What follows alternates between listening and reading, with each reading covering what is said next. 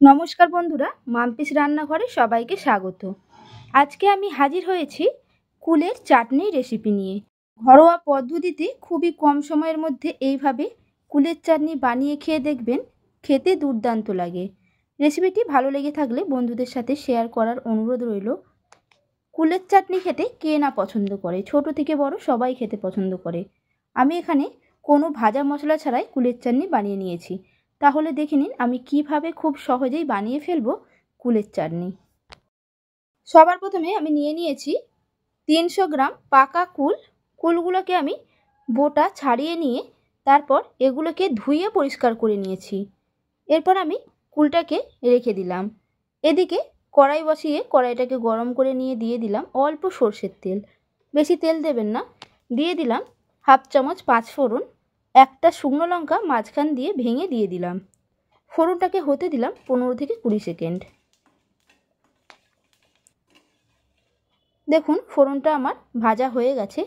দিয়ে দিলাম কুলগুলো অবশ্যই জল ঝরিয়ে নেবেন। এরপর এর মধ্যে দিলাম অল্প নুন, মানে হাফ চামচের মতো, বেশি দেবেন না তাহলে খেতে ভালো লাগবে না। আর দিলাম হাফ চামচ হলুদ গুঁড়ো। এরপর সব কিছু একসাথে ভেজে নেব 2 থেকে 3 মিনিটের জন্য।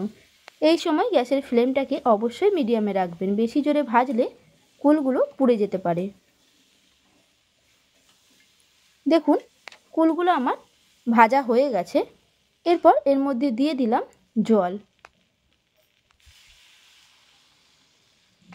আমি এখানে ছোট বাটির 1 বাটি জল দিয়েছি, কারণ শুধু কুলগুলোকে সেদ্ধ করার জন্য। খুন্তি দিয়ে সব কিছু একসাথে মিশিয়ে নিলাম।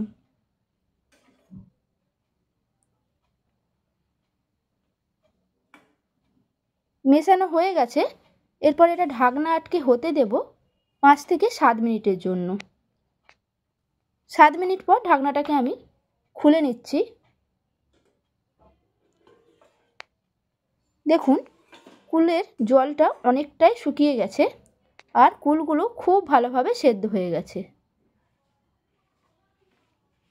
কুলগুলোকে খুন্তি দিয়ে খুব ভালোভাবে মিশিয়ে নেওয়ার পর দিয়ে দিলাম হাফ বাটি চিনি। চিনিটা যদি আপনাদের আরও বেশি লাগে তাহলে চিনির পরিমাণটা বাড়িয়ে দেবেন। কুলের চাটনি অতিরিক্ত মিষ্টি ভালো লাগে না, একটু টক টক থাকলে সেটাও ভালো লাগে খেতে। অনেকে মিষ্টি পছন্দ করে, যারা পছন্দ করেন চিনির ভাগটা দিয়ে দেবেন বেশি। সব কিছু একসাথে মিশিয়ে নিয়ে এটাকে হতে দেব আবারও 5 থেকে 7 মিনিটের জন্য, গ্যাসের ফ্লেমটাকে লোয়ে রেখে। আর মাঝে মাঝে কুলগুলোকে নাড়াচাড়া করে নেব। দেখুন কুলের কালারটা পুরোপুরিভাবে চেঞ্জ হয়ে গেছে। এরপর গ্যাসটাকে বন্ধ করে দেব। রেডি হয়ে গেল আমার আজকের রেসিপি কুলের চাটনি। এইভাবে বাড়িতে একবার বানিয়ে দেখবেন। রেসিপিটি যদি আপনাদের কাছে ভালো লেগে থাকে তাহলে একটা লাইক করে দেবেন, বন্ধুদের সাথে শেয়ার করে দেবেন। আর নতুন বন্ধু হয়ে থাকলে আমার চ্যানেলটিকে সাবস্ক্রাইব করার অনুরোধ রইল, পাশে থাকা বেল আইকন সমেত। আর হ্যাঁ, রেসিপিটি আপনাদের কাছে কেমন লাগলো অবশ্যই কমেন্টে জানাবেন। সুস্থ থাকবেন, ভালো থাকবেন, ধন্যবাদ।